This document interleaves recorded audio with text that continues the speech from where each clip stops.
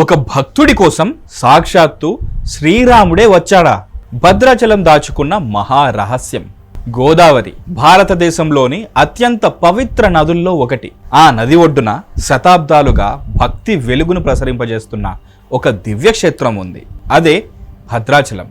ఈ క్షేత్రం పేరు వినగానే చాలా మందికి గుర్తుకు వచ్చేది శ్రీ సీతారాముల దివ్య దర్శనం, మరికొందరికి భక్త రామదాసు. కానీ భద్రాచలం కథ ఇంతటితో ముగియదు. శతాబ్దాలుగా భక్తుల మధ్య ఒక ప్రసిద్ధ గాథ వినిపిస్తూ వస్తోంది. ఒక భక్తుడి కోసం సాక్షాత్తు శ్రీరాముడే స్వయంగా వచ్చి అప్పు తీర్చాడట. ఈ గాథ చరిత్ర, స్థానిక విశ్వాసమా, లేక భక్తి సాహిత్యంలో చిరస్థాయిగా నిలిచిన ఆధ్యాత్మిక సందేశమా? ఇంకా భద్రాచలం అనే పేరు ఎలా వచ్చింది? ఈ కొండకు భద్రుడు అనే మహర్షితో ఉన్న సంబంధం ఏమిటి? రామాయణంతో ఈ క్షేత్రానికి ఉన్న అనుబంధం ఎంతవరకు సాంప్రదాయంలో భాగం? ఈ ప్రశ్నలకు సమాధానం తెలుసుకోవాలంటే మన ప్రయాణం ఇప్పుడే ప్రారంభమవుతుంది. భద్రాచలం అనే పేరు వెనుక ఒక మహర్షి తపస్సు దాగి ఉందని స్థల పురాణం చెబుతోంది. అయితే చరిత్ర ఈ ప్రాంతం గురించి ఏం చెబుతోంది? ఇప్పుడు ఆ గాథను తెలుసుకుందాం. భద్ర మహర్షి తపస్సు, స్థల పురాణం మరియు చరిత్ర చెప్పే రెండు కథలు. భద్రాచలం చరిత్రను అర్థం చేసుకోవాలంటే ముందుగా రెండు అంశాలను స్పష్టంగా వేరు చేయాలి. మొదటిది స్థల పురాణం, రెండవది చారిత్రక ఆధారాలు. స్థల పురాణం ప్రకారం మేరు పర్వతుడి కుమారుడైన భద్రుడు శ్రీరాముని దర్శనం కోసం ఈ ప్రాంతంలో ఘోర తపస్సు చేశాడని విశ్వసిస్తారు. అతని భక్తికి ప్రసన్నమైన శ్రీరాముడు సీతాదేవి లక్ష్మణస్వామితో కలిసి ప్రత్యక్షమై భద్రుడికి దర్శనమిచ్చాడని ఆలయ సాంప్రదాయం వివరిస్తుంది. ఆ భద్రుని పేరు మీదుగానే ఈ ప్రాంతం భద్రాచలంగా ప్రసిద్ధి చెందిందని స్థానిక విశ్వాసం చెబుతోంది. ఇది ఆలయ స్థల పురాణంలో భాగమైన విశ్వాసం. ఇప్పుడు చరిత్ర వైపు చూద్దాం. గోదావరి పరివాహక ప్రాంతం ప్రాచీన కాలం నుంచే అటవీ సంపదకు, గిరిజన సంస్కృతికి మరియు యాత్రా మార్గాలకు ప్రసిద్ధి చెందింది. తరువాతి శతాబ్దాల్లో ఈ ప్రాంతంలో శ్రీరామ భక్తి విస్తరించింది. 17వ శతాబ్దంలో కంచర్ల గోపన్న తర్వాత కాలంలో భక్త రామదాసుగా ప్రసిద్ధి చెంది ఆయన ఈ క్షేత్ర చరిత్రలో అత్యంత కీలకమైన వ్యక్తిగా నిలిచారు. ఆయన జీవితం భక్తి, పాలన, కష్టాలు మరియు విశ్వాసం, ఈ 4 అంశాల కలయిక. అయితే ఆయన ఎవరు? ఒక ప్రభుత్వ అధికారి ఎలా భారతదేశ చరిత్రలో అత్యంత గొప్ప శ్రీరామ భక్తుడిగా నిలిచిపోయాడు? అసలు కథ ఇప్పుడే మొదలవుతోంది. కంచర్ల గోపన్న ఎలా భక్త రామదాసుగా మారాడు? ఆయన జీవితం ఎందుకు లక్షలాది మంది భక్తులను ఇప్పటికీ కదిలిస్తోంది? తదుపరి భాగంలో ఆ హృదయాన్ని తాకే గాథను తెలుసుకుందాం. కంచర్ల గోపన్న భక్త రామదాసుగా ఎలా మారాడు? భద్రాచలం చరిత్రను ఎంత లోతుగా అధ్యయనం చేసినా ఒక పేరు తప్పకుండా వినిపిస్తుంది: కంచర్ల గోపన్న. తరతరాలుగా భక్తులు ప్రేమగా పిలిచే పేరు భక్త రామదాసు. చారిత్రక ఆధారాల ప్రకారం 17వ శతాబ్దంలో గోల్కొండ రాజ్యాన్ని పాలించిన అబుల్ హసన్ తానీషా కాలంలో గోపన్న ఈ ప్రాంతానికి తహసీల్దారుగా పనిచేశారు. ఆయన బాధ్యత ప్రజల నుంచి పన్నులు వసూలు చేసి రాజ్య ఖజానాకు చేర్చడం. కానీ గోపన్న హృదయం అధికారంలో కంటే భక్తిలోనే ఎక్కువగా మునిగిపోయింది. భద్రాచలంలో శ్రీ సీతారాముల ఆలయం జీర్ణావస్థలో ఉందని తెలుసుకున్న ఆయన ఆలయ పునర్నిర్మాణం చేయాలని సంకల్పించారు. స్థానిక భక్తుల సహకారంతో పనులు ప్రారంభమైనప్పటికీ అవి పూర్తవ్వడానికి అవసరమైన ధనం సరిపోలేదు. చారిత్రక కథనాల ప్రకారం ప్రభుత్వ ఆదాయంలో నుంచి కొంత మొత్తాన్ని ఆలయ నిర్మాణానికి వినియోగించినట్లు పేర్కొనబడింది. ఆ నిర్ణయమే ఆయన జీవితాన్ని పూర్తిగా మార్చేసింది. రాజ్య నిధులను అనుమతి లేకుండా ఉపయోగించారని ఆరోపణలు రావడంతో గోపన్నను అరెస్టు చేశారు. ఆయనను గోల్కొండ కోటలోని కారాగారంలో నిర్బంధించారు. అక్కడ రోజులు, నెలలు, సంవత్సరాలు గడిచిపోయాయి. కానీ ఒక విషయం మాత్రం మారలేదు: ఆయనకు శ్రీరామునిపై ఉన్న విశ్వాసం. కారాగారంలోనే ఆయన రచించిన అనేక కీర్తనలు ఈ రోజుకి దక్షిణ భారతదేశంలోని భజన మందిరాల్లో, ఆలయాల్లో భక్తి సంగీతంగా మారు మోగుతూనే ఉన్నాయి. పలుకే బంగారమాయన,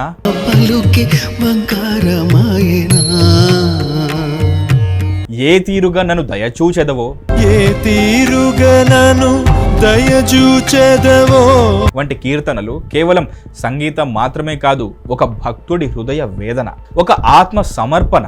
ఒక నమ్మకం. అయితే ఆ కారాగారం నుంచి రామదాసు ఎలా విడుదలయ్యాడు? అక్కడి నుంచే భారతదేశంలో అత్యంత ప్రసిద్ధమైన ఒక భక్తి గాథ ప్రారంభమవుతోంది.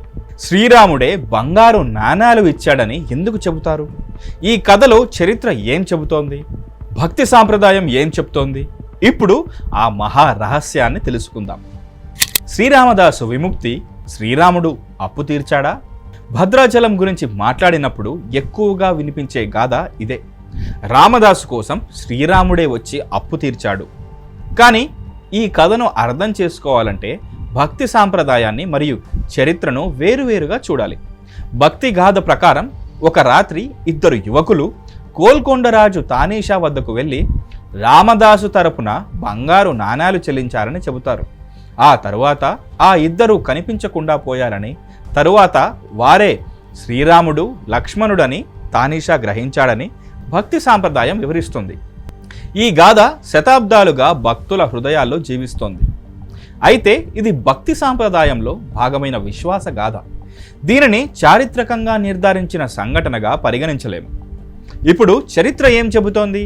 చారిత్రక ఆధారాలు రామదాసు కారాగార శిక్ష అనుభవించారని, తర్వాత విడుదలయ్యారని సూచిస్తున్నాయి. అయితే విడుదలకు దారితీసిన ప్రతి సంఘటన ఏ రూపంలో జరిగిందనే విషయంపై వివిధ చారిత్రక అభిప్రాయాలు ఉన్నాయి. అందుకే చరిత్రకారులు ఆధారాలు ఉన్న విషయాలను మాత్రమే నిర్ధారితంగా పేర్కొంటారు. కానీ ఈ గాథ ఎందుకు ఇంత గొప్పది? ఎందుకంటే ఇది దైవం వచ్చి అప్పు తీర్చిందా లేదా అనే ప్రశ్న కంటే భక్తి అంటే ఏమిటి అనే ప్రశ్నకు సమాధానం చెబుతుంది. కాబట్టి రామదాసు జైలులో ఉన్నా తన భక్తిని కోల్పోలేదు. కష్టాలు ఎదురైనా శ్రీరామునిపై విశ్వాసాన్ని వదలలేదు. అందుకే ఈ కథ భక్తులకు ధైర్యానికి ప్రతీకగా నిలిచింది. కానీ భద్రాచలం గొప్పతనం రామదాసు కథతో మాత్రమే ముగియదు. గోదావరి తీరంలో ఈ క్షేత్రాన్ని దర్శించే భక్తులు ఎందుకు ఒక అపురూపమైన ప్రశాంతతను అనుభవించామని చెబుతారు? గోదావరి తీరం శ్రీ సీతారాముల సన్నిధి భక్తుల హృదయాలను ఎలా మార్చుతోంది? భద్రాచలం యాత్రలో దాగి ఉన్న ఆధ్యాత్మిక అనుభూతిని తదుపరి భాగంలో మనం కూడా అనుభవిద్దాం. గోదావరి తీరం భద్రాచల యాత్రలో భక్తులు అనుభవించే ఆధ్యాత్మిక ప్రశాంతత. సూర్యోదయం ఇంకా పూర్తిగా కాలేదు. గోదావరి నది మీద తెల్లటి మంచు పరుచుకుని ఉంది. ఆ నిశ్శబ్దాన్ని మెల్లగా ఛేదిస్తూ ఆలయ గంటలు మోగడం ప్రారంభమవుతుంది. శ్రీరామ జయరామ జయ జయ రామ అనే నామస్మరణ గాలిలో కలుస్తుంది. ఆ శబ్దాన్ని వింటూ వందలాది మంది భక్తులు ఆలయం వైపు నడవడం ప్రారంభిస్తారు. కొంతమంది గోదావరిలో పవిత్ర స్నానం చేసి వస్తారు. మరికొందరు నేరుగా స్వామివారి దర్శనానికి వెళ్తారు. చిన్నపిల్లల చేతుల్లో పూలదండలు, వృద్ధుల చేతుల్లో తులసీ దళాలు. కొత్తగా వివాహమైన దంపతులు కుటుంబ సౌఖ్యం కోసం ప్రార్థిస్తున్నారు. విద్యార్థులు తమ భవిష్యత్తు కోసం ఆశీర్వాదం కోరుకుంటున్నారు. వృద్ధ తల్లిదండ్రులు తమ పిల్లల క్షేమం కోసం మౌనంగా ప్రార్థిస్తున్నారు. ఈ దృశ్యాలు ప్రతిరోజు కనిపిస్తాయి, కానీ వాటిని కలిపే ఒకే భావన భక్తి. అనేక మంది యాత్రికులు భద్రాచలం దర్శించిన తర్వాత తమ మనసుకు ఒక విచిత్రమైన ప్రశాంతత లభించిందని చెబుతారు. కొంతమంది సీతారాముల సన్నిధిలో నిలబడిన క్షణంలో కళ్ళల్లో నీళ్లు ఆగలేదని చెబుతారు. మరికొందరు రామదాసు కీర్తనలు వినిపిస్తున్న సమయంలో తమ హృదయం తేలికైనట్లు అనిపించిందని పంచుకుంటారు. ఇవి వ్యక్తిగత ఆధ్యాత్మిక అనుభవాలు. వాటిని ప్రతి ఒక్కరికి తప్పకుండా జరిగే అద్భుతాలుగా లేదా శాస్త్రీయంగా నిరూపిత విషయాలుగా చెప్పడం సరైంది కాదు. కానీ ఒక విషయం మాత్రం నిజం. భద్రాచలం శతాబ్దాలుగా లక్షలాది మంది భక్తులకు ఆధ్యాత్మిక ధైర్యాన్ని ఇచ్చిన క్షేత్రం. గోదావరి ఒడ్డున కొన్ని క్షణాలు ప్రశాంతంగా కూర్చుంటే కాలం నెమ్మదించినట్లుగా అనిపిస్తుంది. బహుశా అదే ఈ క్షేత్రం గొప్పతనం. అయితే ఈ ఆలయం భక్తిని మాత్రమే కాదు, చరిత్రను కూడా తన గోడల్లో దాచుకుంది. ఈ ఆలయాన్ని మనం రోజూ చూస్తున్న రూపంలోకి తీసుకువచ్చింది ఎవరు? రాతిలో చెక్కిన శిల్పాలు, గోపురాలు, మండపాలు ఏ కథ చెబుతున్నాయి? ఇప్పుడు భద్రాచల నిర్మాణ వైభవాన్ని మనం తెలుసుకుందాం. రాతిలో చెక్కిన రామభక్తి, భద్రాచల ఆలయ నిర్మాణ వైభవం. భద్రాచలం ఆలయ ప్రాంగణంలోకి అడుగు పెట్టగానే ముందుగా కనిపించేది గంభీరంగా నిలిచిన రాజగోపురం. అది కేవలం ఒక ప్రవేశ ద్వారం కాదు, శతాబ్దాల భక్తి సాంప్రదాయానికి ఒక చిహ్నం. ఆలయంలోని ప్రతి మండపం, ప్రతి స్తంభం, ప్రతి శిల్పం ఒక కథను చెబుతోంది. ప్రస్తుత ఆలయ నిర్మాణం వివిధ కాలాల్లో జరిగిన పునర్నిర్మాణాలు మరియు విస్తరణల ఫలితంగా రూపుదిద్దుకుంది. చారిత్రక ఆధారాల ప్రకారం భక్త రామదాసు ఆలయ పునరుద్ధరణలో కీలక పాత్ర పోషించారు. ఆ తర్వాత వివిధ పాలకులు మరియు భక్తుల సహకారంతో ఆలయం మరింత అభివృద్ధి చెందింది. గర్భగుడిలో శ్రీ సీతారామ లక్ష్మణుల విగ్రహాలు అత్యంత విశిష్టమైన రూపంలో దర్శనమిస్తాయి. ప్రత్యేకంగా సీతాదేవితో కలిసి కోదండరాముని దర్శించడం ఈ క్షేత్రానికి ప్రత్యేకతను అందిస్తుంది. శిల్పాల్లో రామాయణ ఘట్టాలకు సంబంధించిన అలంకార రూపాలు, పుష్ప నమూనాలు సాంప్రదాయ దక్షిణ భారతీయ ఆలయ నిర్మాణ శైలిని ప్రతిబింబిస్తాయి. ఆలయ ప్రాకారంలో నడుస్తుంటే ప్రతి అడుగులో భక్తి, చరిత్ర, సంస్కృతి ఈ మూడు కలిసిన అనుభూతి కలుగుతుంది. మరో ఆసక్తికరమైన విషయం, భద్రాచలం కేవలం ఒక ఆలయం మాత్రమే కాదు, తెలుగు భక్తి సంగీత చరిత్రలో కూడా అత్యంత ముఖ్యమైన స్థానం సంపాదించింది.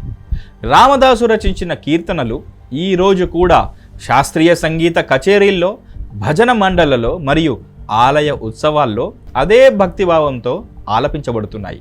అలా చూస్తే ఈ ఆలయం రాతితో మాత్రమే నిర్మించబడలేదు, భక్తి, సంగీతం మరియు విశ్వాసంతో నిర్మించబడింది.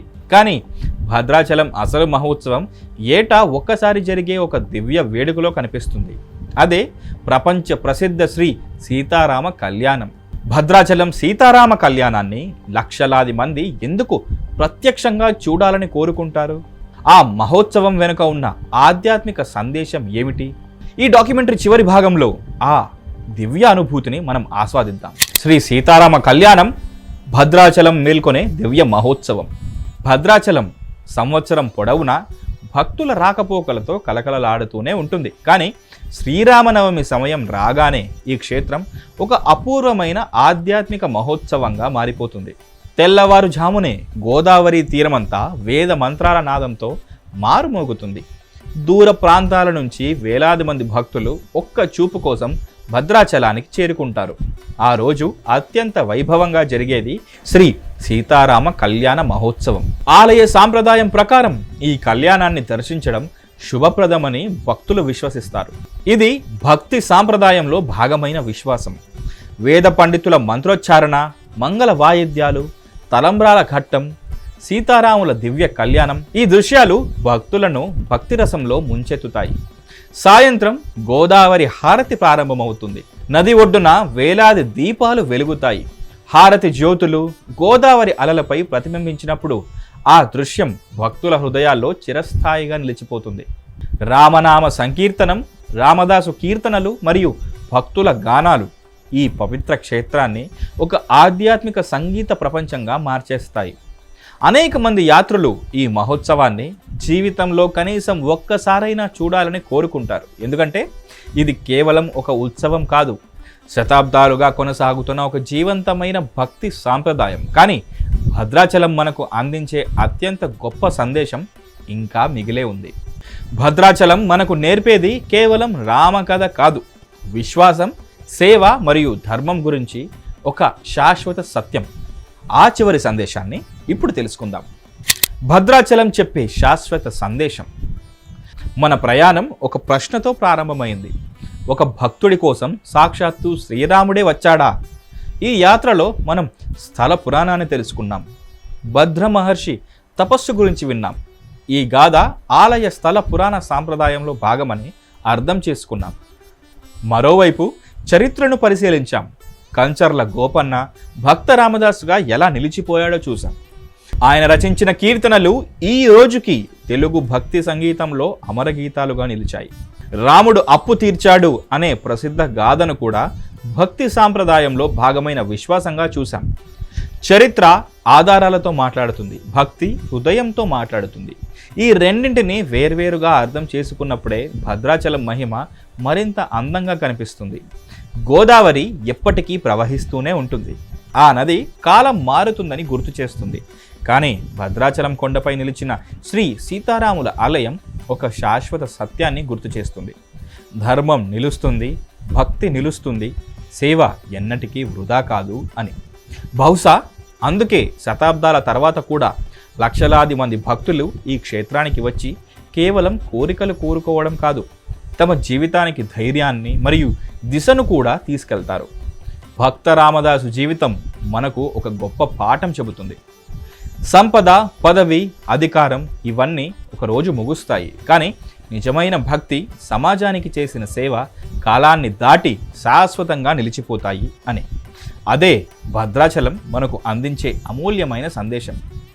ఇలాంటి మరిన్ని దేవాలయ రహస్యాలు, చారిత్రక విశేషాలు, పురాణాల వెనుక ఉన్న ఆధ్యాత్మిక సందేశాలను తెలుసుకోవాలంటే ఆహా భక్తి ఛానల్ను సబ్స్క్రైబ్ చేయండి. వీడియో నచ్చితే లైక్ చేయండి, షేర్ చేయండి. మీరు భద్రాచలం దర్శించి ఉంటే మీ అనుభవాన్ని కామెంట్ సెక్షన్లో తప్పకుండా మాతో పంచుకోండి. మరో అద్భుతమైన దేవాలయ గాథతో త్వరలో మళ్ళీ మనం కలుద్దాం. జై శ్రీరామ్. నేను మీ మహేష్.